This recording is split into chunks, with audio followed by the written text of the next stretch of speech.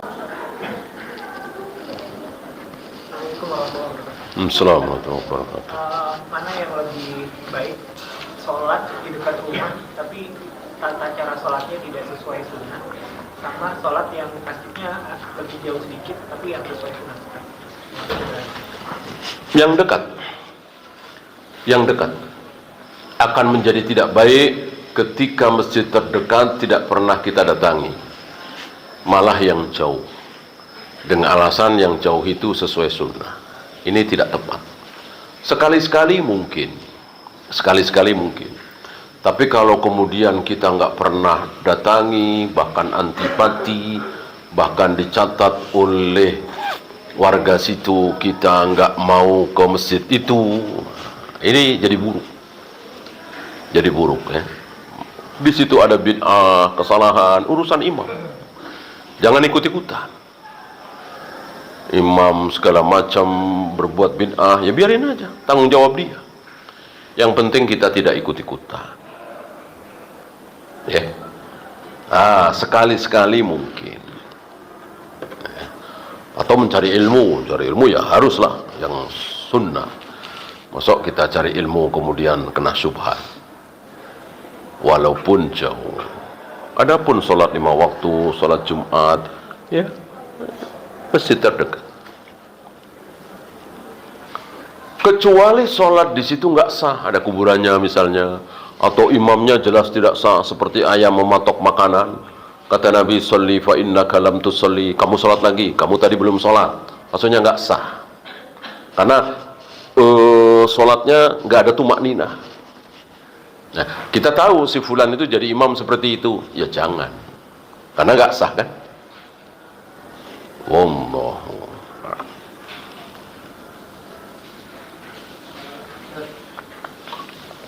Silakan. Ketika berperang kan ada sholat maulid. Ya. Itu dalam kondisi tersebut itu sebenarnya apakah tetap diwajibkan untuk berjamaah atau seperti apa? Karena yang saya pahami saya ini sangat mempermudah dan memberikan banyak rukhsah, bahkan kita bisa menjamaknya gitu. Karena sebab takut. Kenapa sholat dalam peperangan itu kita masih tetap diminta untuk sholat Jamaah.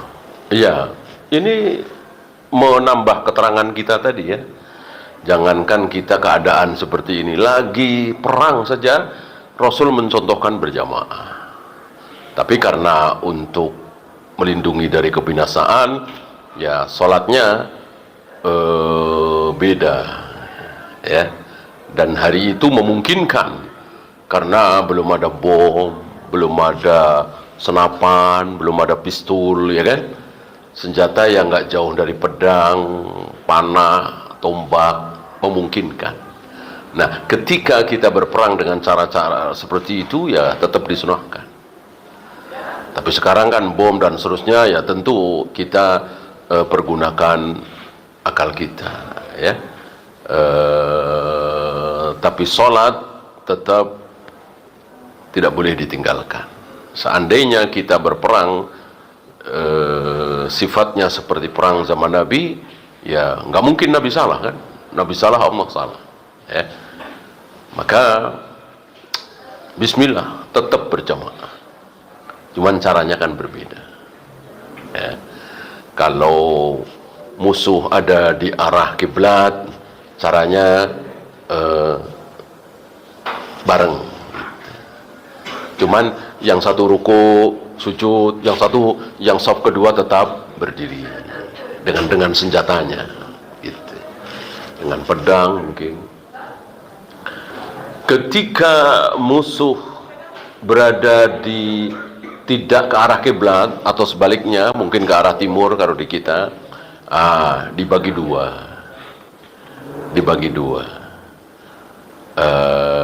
separuh sholat, separuh menghadap ke musuh dan seterusnya. Intinya tetap menjaga diri dari kebinasaan. Wallahu a'lam. Ada lagi?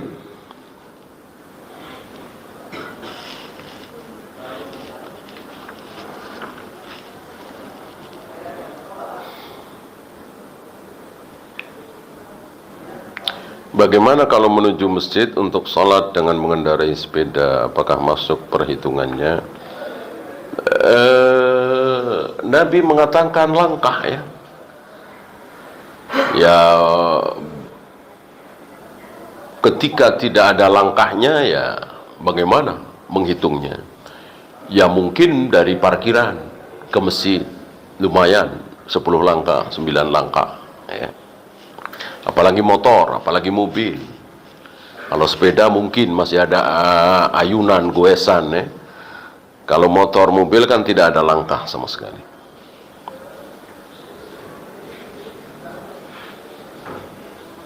Apakah sholat berjamaah di masjid atau musola yang ada di pasar, mal boleh jamaah kedua, tiga dan seterusnya?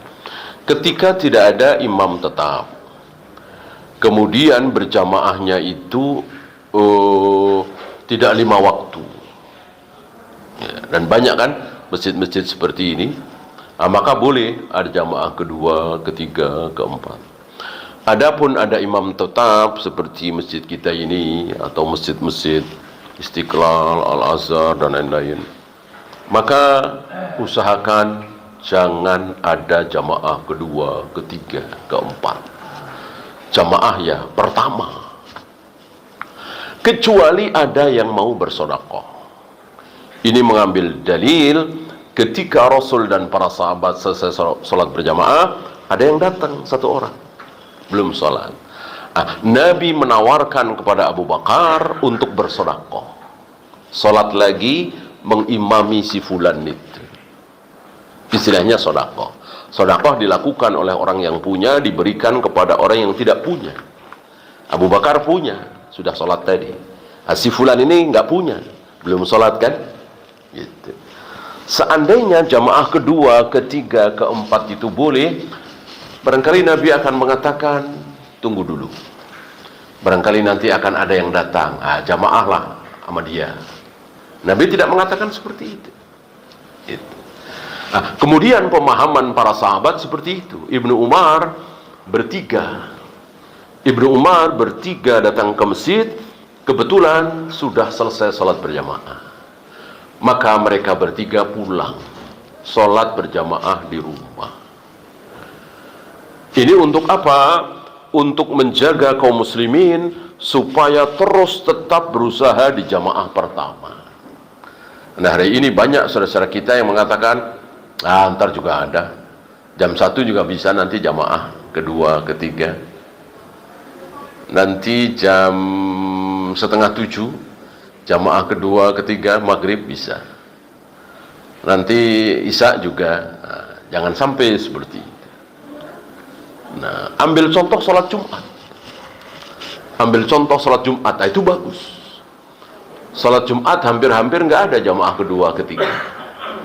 Karena kaum muslimin yakin betul bahwa sholat Jumat itu harus pertama, nggak boleh ada kedua, ketiga. Yang 5 waktu di Masjidil Haram, Masjid Nabawi. Hampir-hampir kita tidak dapati di Masjid Nabawi, Masjidil Haram ada jamaah kedua, ketiga. Ya, kecuali sedikit sekali, dan itu pun baru datang dari mana gitu ya. Baru datang dari Indonesia, baru datang dari Malaysia, baru datang dari Mesir gitu. Adapun yang di situ sudah 2 hari, 3 hari, mereka semua menjaga jamaah pertama. Ya, itu saja kita akhiri. Subhanakallahumma bihamdika asyhadu an la ilaha illa anta astaghfiruka wa atubu ilaik. Assalamualaikum warahmatullahi wabarakatuh.